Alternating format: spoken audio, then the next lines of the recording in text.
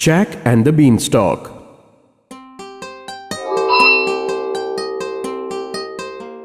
कुछ साल पहले एक माँ अपने बेटे जैक के साथ रहती थी। उनके पास बस एक गाय थी जिसका नाम मिल्की वाइट था। उसके दूध को मार्केट में बेच के वो अपना गुजारा करती थी।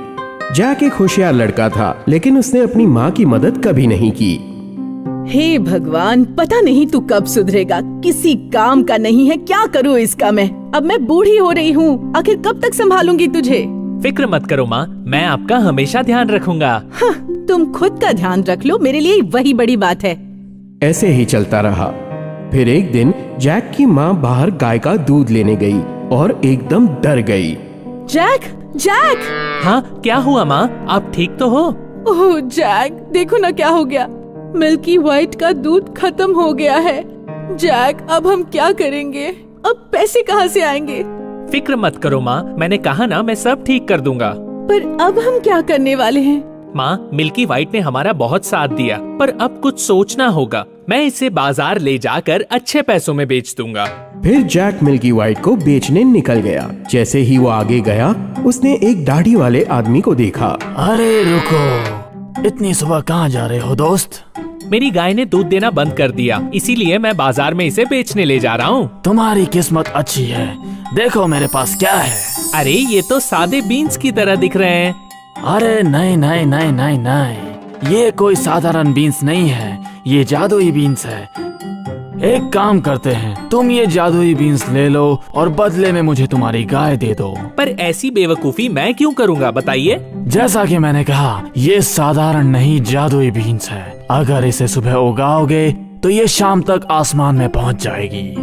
क्या आप मजाक कर रहे हैं? बिल्कुल नहीं मेरे दोस्त, ये लो और फिर जादू देखो। जैक बीन्स लेके घर चला गया। उसे लगा ये देख के माँ उसे शाबाशी देगी। क्या इन बीन्स के लिए तुमने गाय बेच दी? इन छोटे से बीन्स के लिए? मुझे पता था तुम पक्का कुछ न कुछ गड़बड़ जरूर करोगे। जैक की माँ ने बीन्स उठा के खिड़की से बाहर फेंक दिए। पर जब अगले दिन जैक उठा, उसने एक अद्भुत नजारा देखा। बीन्स वाकई इतने बड़े हो गए थे कि मानो आसमान छू रहे हो। हे भगवान, क्या मैं सपना देख रहा हूँ? न जाने ये रास्ता कहाँ तक जाता होगा। मुझे खुद चढ़ के देखना होगा। उस पेड़ को देखकर जैक खिड़की से कूदा और सावधानी से पेड़ पर चढ़ने लगा। वो चढ़ता गया ऊपर और ऊपर। फिर आखिरकार रास्ता मिला जो बड़े महल की ओर जा रहा था। वहाँ एक लंबी और अजीब औरत खड़ी थी। जैक उसके पास गया। गुड मॉर्निंग मैम, क्या आप मुझे थोड़ा नाश्ता दे सकती हैं? नाश्ता? बच्चे भाग जा, वरना तू मेरे पति का नाश्ता बन जाएगा। उसे तुम्हारे जैसे चुटकू खाने में मजा आता है।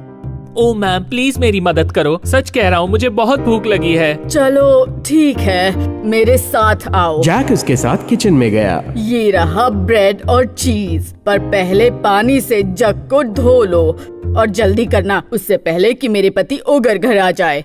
जैक ने जल्दी जल्दी खाना शुरू किया, पर बीच में अचानक एक आवाज आई जिसने घर को हिला दिया।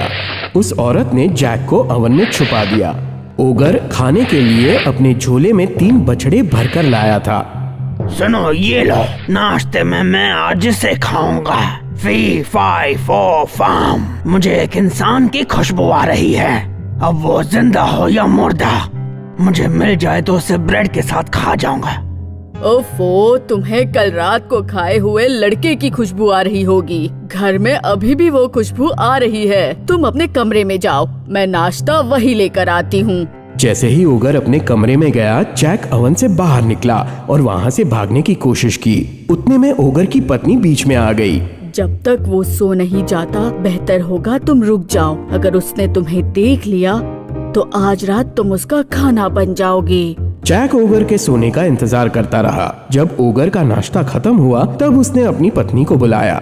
सुनो, मुझे सोने के सिक्कों से भरा बैग दो। ओगर की पत्नी ने उसे 2 सोने के सिक्कों से भरे बैग दिए और वो उन्हें गिनते गिनते ही सो गया। जैक ये चांस मिस नहीं कर सकता था। वो धीरे से ओगर के पास गया। उसने एक बैग उठाया और घर की ओर भाग गया। उसने बैग नीचे फेंका और उतरना शुरू किया। सारे सिक्के घर के बगीचे में गिर गए। जैसे ही जैक नीचे पहुंचा, उसने माँ को आवाज दी। माँ, देखो मैं क्या लाया हूँ। हम ये सिक्के बेचकर अपनी मुसीबतें हल कर सकते हैं। ओह जैक, इस बार तो तुमने कुछ गड़बड़ नहीं की ना? नहीं माँ, बिल्कुल नहीं। आपको मुझ पर भरोसा नहीं है? जैक की माँ बहुत खुश थी। अगले कई दिनों तक वो दोनों खुश रहे, पर जल्द ही सारे सिक्के खत्म होने लगे। जैक ने फिर से बीनस्टॉक पर चढ़ने का सोचा और अपनी किस्मत आजमाई। एक दिन सुबह वो बीनस्टॉक पर चढ़ा और उसी रास्ते से ओगर के महल की ओर गया। ओगर की पत्नी दरवाजे पर ही खड़ी थी और जैक उसके पास गया। सुनिए मैम, क्या आप मुझे थोड़ा सा नाश्ता दे सकती हैं? मुझे बहुत जोरों की भूख लगी है। यहाँ से दफा हो जाओ। पिछली बार जब तुम आए थे तो मेरे पति के सोने के सिक्के गायब हो गए थे। ओ मैम, ऐसा नहीं होना चाहिए था। यकीन मानिए, मेरा इससे कोई लेना देना नहीं है। एक मिनट रुकिए, अगर आप मुझे थोड़ा सा नाश्ता देंगी तो मैं आपको उस बैग के बारे में कुछ बता सकता हूँ। पता नहीं तुम पर भरोसा करना चाहिए या नहीं। ठीक है, जाओ और नाश्ता कर लो, पर ध्यान रहे ओगर कुछ देर में आने ही वाला है। जैक ने बस नाश्ता खत्म ही किया था कि इतने में ओगर की आवाज आई। एक बार फिर ओगर की पत्नी ने जैक को ओवन में छुपा दिया। मुझे भूख लग रही है, मेरे लिए स्वादिष्ट खाना बना दो। एक मिनट रुको। फी फाई फो फाम, मुझे एक इंसान की खुशबू आ रही है। अब वो जिंदा हो या मुर्दा, मिल जाए तो उसे ब्रेड के साथ खा जाऊं। ओ छोड़ो भी, पता नहीं तुम्हें हर बार किसी इंसान की खुशबू आती है। फिर से ओगर की पत्नी ने उसको बहला फुसलाकर उसका ध्यान भटका दिया। नाश्ते के बाद ओगर ने अपनी पत्नी को बुलाया। सुनो, मुझे सोने के अंडे देने वाली मुर्गी ला कर दो। वो एक कमरे में गई और वहाँ से मुर्गी लाके ओगर के सामने टेबल पे रख दी। आहा, मेरी प्यारी मुर्गी, कर दे कमाल। जैक की आंखों के सामने मुर्गी ने एक खूबसूरत सोने का अंडा दिया। ओगर बहुत खुश हुआ, लेकिन फिर से उसे नींद आ गई। एक मुर्गी जो सोने के अंडे देती है, क्या बात है। ये मिल जाए तो हम हमेशा के लिए अमीर बन जाएंगे। धीरे से जैक टेबल के पास गया और मुर्गी को पकड़ लिया, पर उसकी जल्दबाजी की वजह से मुर्गी डर गई और छटपटाने लगी और ओगर जाग गया। सुनो, रुको चोर कहीं के। जैक बड़े से ओगर के लिए बहुत तेज था। ओगर उस तक पहुंच पाता उससे पहले जैक भाग गया और जल्दी से बीनस्टॉक से नीचे उतर गया। नीचे उतरते ही सबसे पहले वो घर में गया और अपनी माँ को बुलाया। अरे रुको रुको, इतने डरे हुए क्यों हो जैक? और ये मुर्गी कहाँ से मिली? माँ रुको, मैं आपको कुछ दिखाना चाहता हूँ। मुर्गी, कर दे कमाल। जैक की माँ को विश्वास नहीं हो रहा था। क्या बात है, वापस कर दे कमाल बोल के देखो तो क्या होता है। जैक फिर से कर दे कमाल बोलता है और मुर्गी फिर से सोने का अंडा देती है। अरे जैक, हमें अभी और कुछ नहीं चाहिए। जिंदगी में तुमने पहली बार अच्छा काम किया है। कुछ समय बाद जैक और उसकी माँ ने सोने के अंडे बेच दिए और अमीर बन गए। लेकिन कुछ दिनों बाद जैक फिर से बीनस्टॉक पर चढ़कर अपनी किस्मत आजमाना चाहता था। फिर एक सुबह उसी रास्ते पर वो फिर से निकला और ओगर के महल की ओर गया, पर वो जानता था कि ओगर की पत्नी को इस बात का अंदाजा हो गया था कि जैक ने ही सोने के अंडे देने वाली मुर्गी को चुराया है। इसलिए वो एक झाड़ी के पीछे छुपकर महल को देख रहा था। मैडम तो इस वक्त पानी भरने के लिए बाहर जा रही हैं। महल में घुसने का यही सही वक्त है। जैक धीरे से अंदर गया, पर इस बार वो ओवन में ना छुपते हुए एक बड़े से पानी के घड़े के पीछे छिप गया। इतने में ओगर की पत्नी पानी भर के लौट रही थी। कुछ देर बाद जैक ने ओगर के पैरों की आवाज सुनी।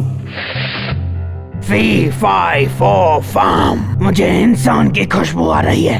अब वो जिंदा हो या मुर्दा, मिल जाए तो उसे ब्रेड के साथ खा जाऊं। मुझे ना तो किसी की खुशबू आ रही है और ना ही मैंने किसी को देखा है। हाँ, तुम और तुम्हारी अजीब नाक। इस बार ओगर नहीं माना और किचन में चला गया। उसने हर जगह देखा, ओवन में भी। जैक डर गया था, ओगर उसे कभी भी पकड़ सकता था। पर जैसे ही ओगर जैक की ओर गया, उसकी पत्नी ने उसे बुला लिया। अब क्या ये बकवास बंद करोगे और अपना नाश्ता खाओगे? अगर ठंडा हो गया तो फिर मत कहना। हाँ ठीक है, पर मैं जानता हूँ कि यहाँ पर इंसान मौजूद है। जैसे ही ओगर नाश्ते के लिए गया, जैक ने चैन की सांस ली। जैक एक बार फिर बच गया था।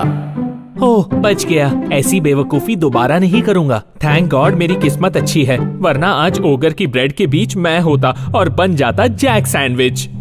जैसे ही ओगर ने नाश्ता खत्म किया, उसने अपनी पत्नी को सोने का हार लाने भेजा। ओह, कितना सुरीला और मधुर है ये।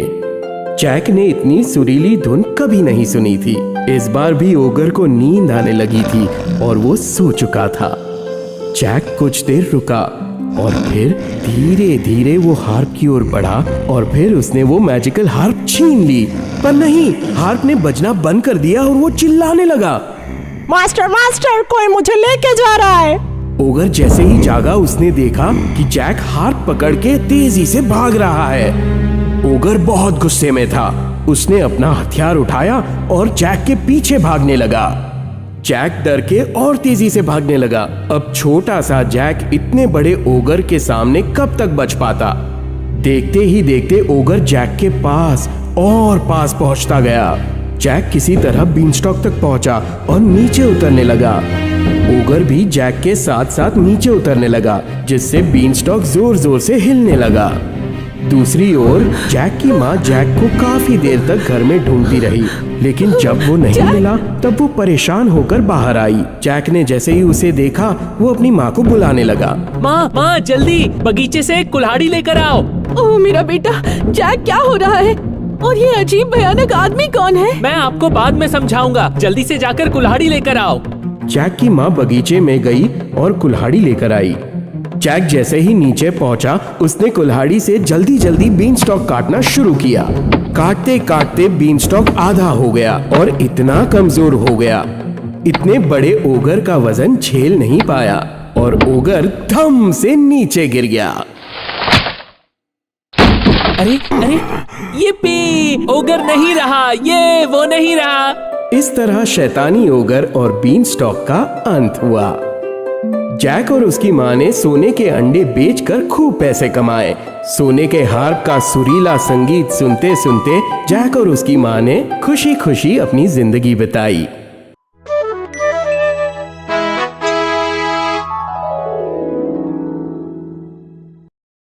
बहुत साल पहले रॉबिन हुड नाम का एक बहुत शातिर चोर रहता था। वो गांव से दूर शेरवुड नाम के जंगल में रहता था। भले ही वो हमेशा चोरी करता था, लेकिन वो दिल से बहुत अच्छा था। वो सारा चुराया हुआ पैसा गांव के गरीब लोगों में बांट देता था। बहुत पहले कुछ अमीर लोगों ने रॉबिन हुड के साथ गद्दारी की थी और इसी वजह से वो अमीर लोगों से नफरत करता था। तभी से उसने सोच लिया था कि वो अमीर लोगों को छोड़ेगा नहीं। उसने बचपन में ही चोरी करना शुरू कर दिया और वक्त के साथ साथ वो चोरी करने में माहिर हो गया। लेकिन उसने चुराया हुआ पैसा कभी भी खुद के लिए इस्तेमाल नहीं किया। वो सारा पैसा गरीबों में बांट देता था। रॉबिन हुड का नाम पूरे इंग्लैंड में मशहूर हो गया था। अमीर लोग अब शेरवुड जंगल जाने से डरते थे, क्योंकि उन्हें पता था रॉबिन हुड उन्हें कभी भी लूट सकता है।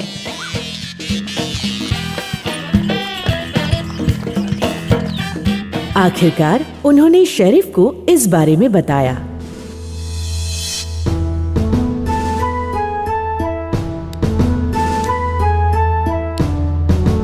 सर, कल रात को मैं शेरवुड जंगल से वापस गांव की तरफ लौट रहा था। मेरे पास पैसों से भरा एक बैग था।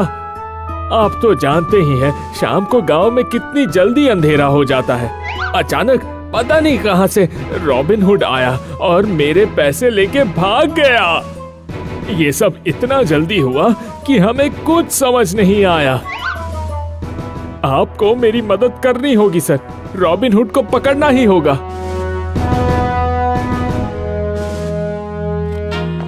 रॉबिन हुड को पकड़ने का जिम्मा अब शेरिफ पर आ चुका था। उसने रॉबिन हुड को पकड़ने की पूरे दिल से कोशिश की,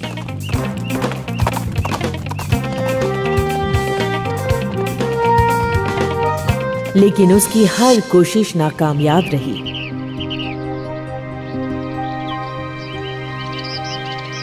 आखिरकार वो अपने राजा के पास मदद के लिए गया।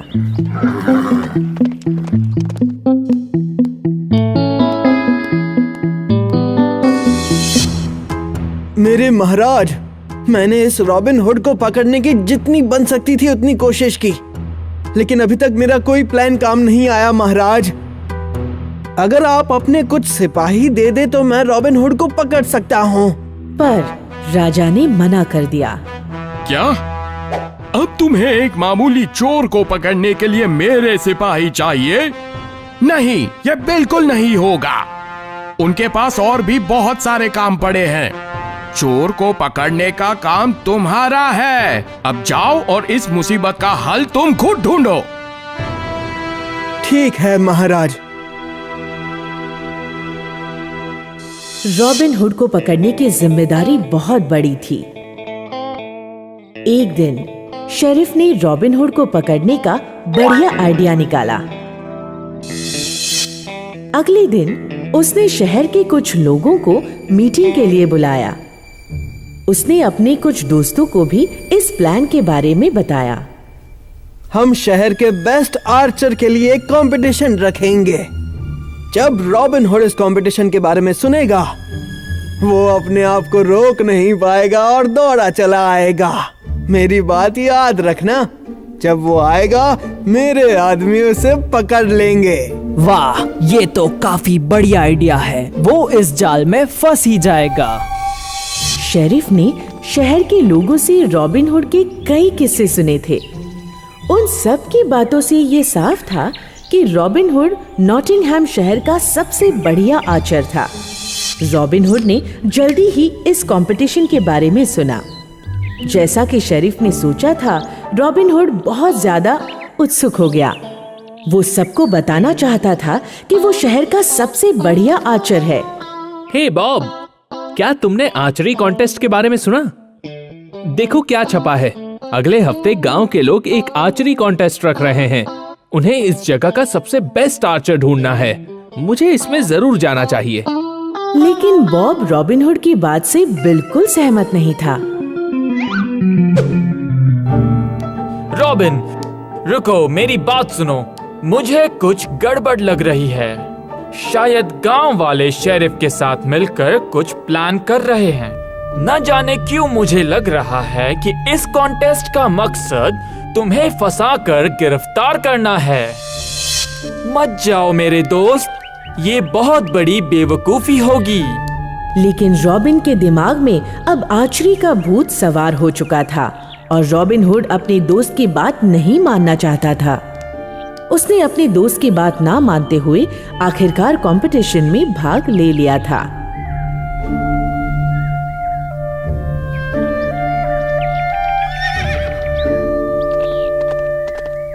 वक्त गुजरा और जल्दी ही कंपटीशन की तारीख नजदीक आ गई।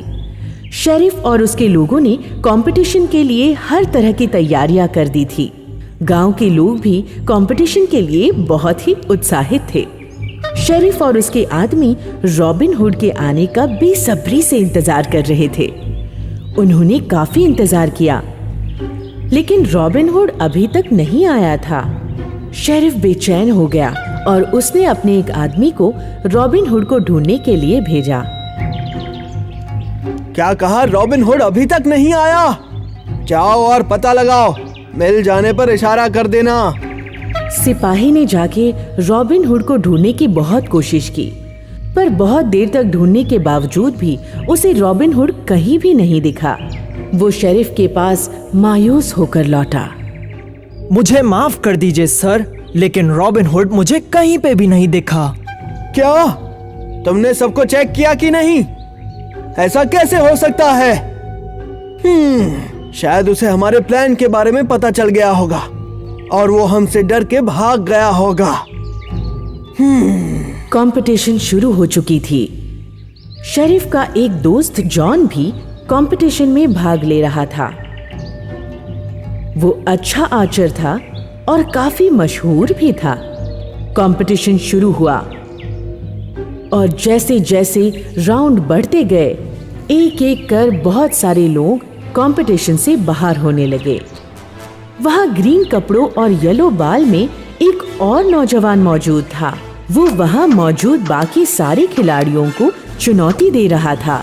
जैसे ही वो आखिरी राउंड में पहुंचे, जॉन और उस नौजवान में कंपटीशन बहुत मुश्किल हो गया। जब लोगों ने ये देखा तो उन दोनों के लोगों ने बहुत वाहवाही की। दोनों के पास ये आखिरी मौका था और अब आखिरी तीर मारने का वक्त आ गया था। जो भी ये राउंड जीतता, उसे नॉटिंघैम का सबसे बढ़िया आर्चर घोषित किया जाने वाला था और जीतने वाले को एक चमचमाती ट्रॉफी मिलने वाली थी, एक सुंदर सुनहरे तीर वाली। जॉन को पहला मौका मिला। जॉन ने निशाने पर अपनी नजरें टिकाई और तीर एकदम बीच में लगा। शेरिफ इतना ज्यादा खुश हुआ कि अपने दोस्त के लिए तालियां बजाने लगा। अब बारी थी ग्रीन कपड़ों में खड़े नौजवान की। उसने थोड़ा वक्त लिया और अपना निशाना साधा। तीर हवा को चीरते हुए गया और जॉन के तीर को गिराते हुए एकदम बीच में लग गया। ऐसा पहले कभी नहीं हुआ था। वहां सारे लोगों का मुंह खुला का खुला रह गया। किसी को कुछ समझ नहीं आया। जब लोगों को समझ आया, उन्होंने उस नौजवान की वाहवाही शुरू कर दी और उतने में ही उसने 2 और तीर शेरिफ की ओर छोड़ दिए। तीर कुर्सी के दोनों तरफ लग गए और शेरिफ कुछ नहीं कर पाया। शेरिफ को कुछ समझ नहीं आ रहा था। कोई कुछ कर पाता उसके पहले नौजवान का एक और तीर आया। वो तीर सीधे चमचमाती ट्रॉफी पर लगा और वो ट्रॉफी जाकर उसके हाथ में गिरी। वो नौजवान और कोई नहीं बल्कि रॉबिन हुड था। शेरिफ संभल पाता उससे पहले ही उसने नकली बाल फेंक दिए और घोड़े पे चढ़ के पलक झपकते ही वहां से भाग गया। ये सब एक झटके में हो चुका था। शेरिफ को अब समझ आया कि वो रॉबिन हुड था और उसने अपने आदमियों को आदेश दिया, पकड़ो उसे, वो रॉबिन हुड है। इससे पहले कि सिपाही उसे पकड़ पाते, रॉबिन हुड बहुत दूर जा चुका था। एक बार फिर रॉबिन हुड ने सबको गलत साबित कर दिया था।